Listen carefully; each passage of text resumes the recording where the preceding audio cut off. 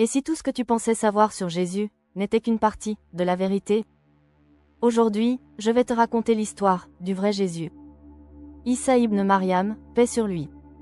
Non pas tel qu'il est décrit dans les livres modifiés, mais tel qu'il est mentionné dans le noble Coran. Prépare ton cœur. Car ce récit va bouleverser ta vision du monde. Dans le silence d'une nuit étoilée, une jeune femme s'isole, loin des regards. Son nom, Maryam.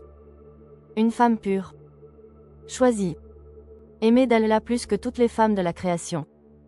Et soudain, un ange lui apparaît. Ô Maryam, dit-il. Allah t'annonce une parole venant de lui. Son nom sera le Messie, Issa fils de Maryam.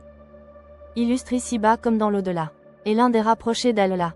Sans qu'aucun homme ne la touche, elle tombe enceinte. Un miracle, étonnant. Inexplicable. Volonté divine. Et seule, dans la douleur, sous un palmier, elle donne naissance à un garçon. Un enfant, qui parlera depuis son berceau. Je suis le serviteur d'Allah. Il m'a donné le livre, et a fait de moi un prophète. Issa grandit. Beau.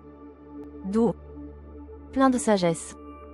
Allah lui accorde des signes incroyables, il guérit les aveugles de naissance.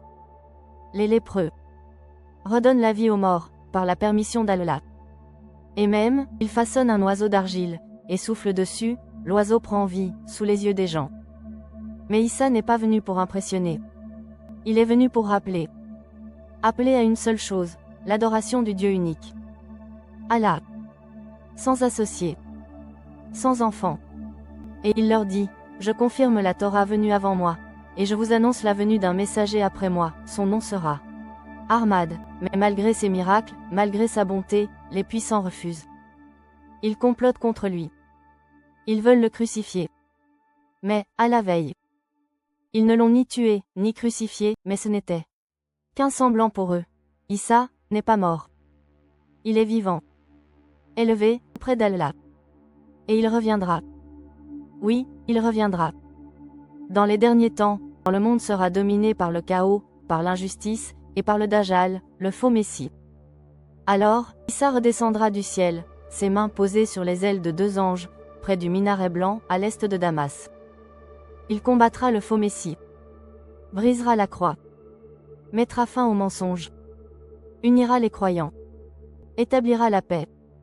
Il vivra 40 années, puis mourra, comme tous les fils d'Adam. Et il sera enterré, auprès du prophète Muhammad, à Médine. Issa n'est pas Dieu. Il n'est pas le fils de Dieu. Il est un prophète. Un homme. Un messager de vérité.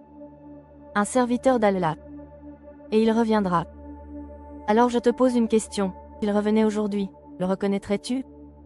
Serais-tu prêt à le suivre? Si ce message a touché ton cœur, abonne-toi.